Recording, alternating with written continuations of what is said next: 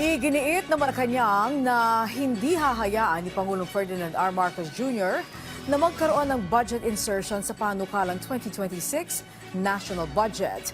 Ito ay matapos ang pahayag ng ilang mambabatas na ang ilang proyekto na nasa 2026 National Expenditure Program ay may budget allocations kahit tapos na.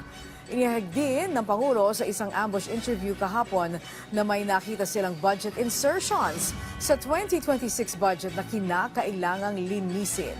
Sinabi yan ng punong ehekutibo sa harap na rin ng pagbuo ng Independent Commission na tututok sa mga anomalya, partikular sa DPWH. Hinimok naman ni Palace Press Officer Undersecretary Claire Castro ang mga kongresista na makipag-ugnayan sa mga ahensya ng gobyerno para maberipika ang sinasabing mga proyekto. Most probably, ang sinasabi ng Pangulo dito ay yung nadinig na nga po patungkol na sa sinasabi na ni Representative Marcy at Representative Puno.